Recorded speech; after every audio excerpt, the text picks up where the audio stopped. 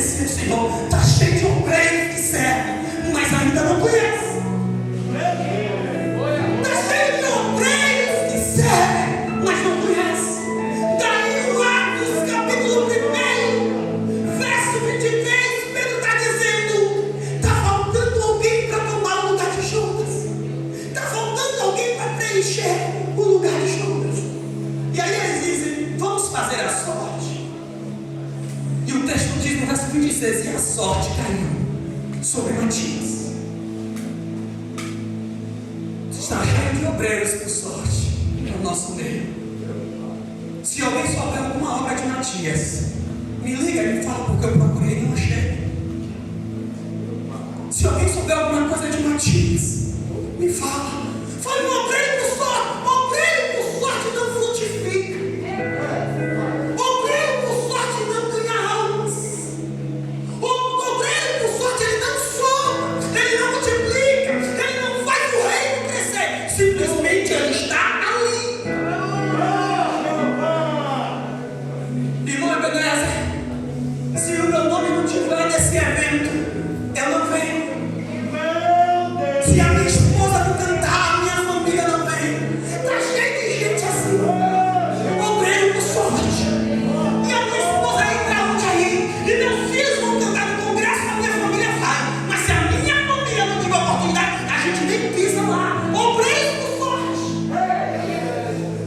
Porque o obreiro pelo Espírito, o que importa para ele é estar na presença. O que importa para ele é a oportunidade de adorar, é a oportunidade de ganhar almas. Aí Atos capítulo 13, o Senhor vai dizer, o Espírito diz assim: separa para mim Paulo e Barnabé para uma obra. Olha o estrago que Paulo fez no inferno. Olha as viagens que Barnabé fez do outro lado. Quando o obreiro é obreiro pelo Espírito, alma se converte. Quando o obreiro é obreiro pelo Espírito, tem salvação de alma. Quando o obreiro é obreiro pelo Espírito, a igreja não fica vazia. A palavra é pregada com verdade.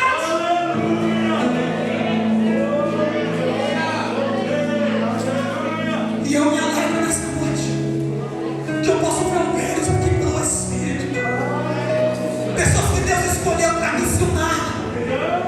Pessoas que Deus escolheu para profetizar. Pessoas que Deus escolheu para levar o lead. Então sai daqui nessa noite o Senhor e você é o obreiro escolhido pelo Espírito. Aí lá vem Jonas, o obreiro sem amor. Olha que coisa forte que o texto diz no capítulo 4, verso 5. Porque a primeira pregação dele tem 40 letras. Ainda 40 dias, Deus destruirá Nínive. Que pregação é essa? 40 letras. Eu sinto uma pregação sem amor. Ainda 40 dias, Deus destruirá Nínive. É tão sem amor que o verso 5 do capítulo 4 diz que ele vai ter tempo para montar uma cabana, mas não tem tempo para pregar. Ele vai ter tempo para aceitar, mas não tem tempo para pregar. Ele vai ter tempo para ficar debaixo de sombra. É o que o texto diz, e ainda vai pior. O texto diz assim: para ver o que vai acontecer com a cidade.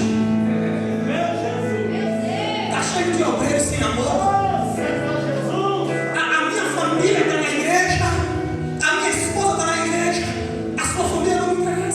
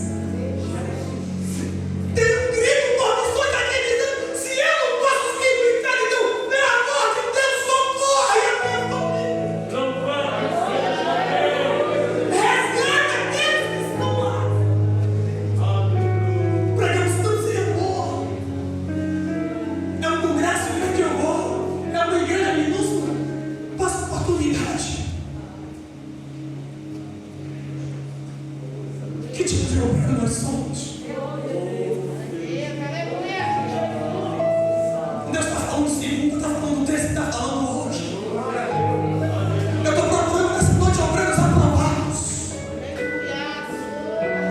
obreiros testados. Que tipo de obreiro nós somos? Nós somos obreiros escolhidos por sorte. Nós somos obreiros pelo Espírito. Nós somos obreiros sem amor. Mas Deus também está em busca de um obreiro que prepara caminho. Deus está em busca de um João que não se importa com roupa fina. Se tiver que pregar com pelo, vestido de pelo de camelo, Deus está em busca de um João que se tiver que comer mel e gafanhoto, ele come. Mas ele tem que ser uma voz que clama.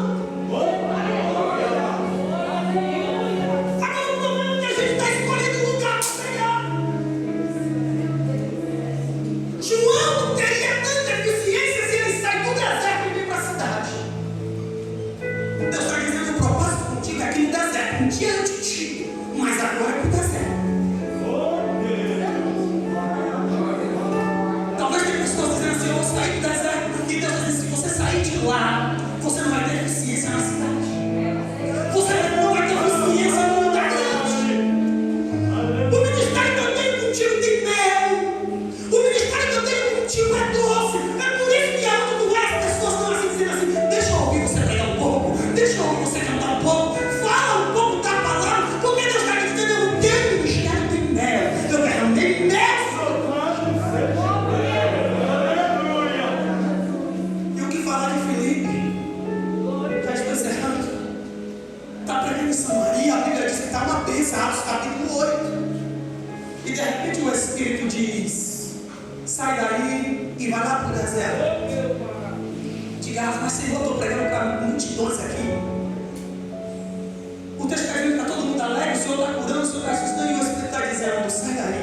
Agora eu acho bonito que Filipe é um obreiro sensível à voz do Espírito. Filipe está dizendo: eu prego para 100 como eu prego para 1. E tem gente batendo no duro dizendo: eu não vou.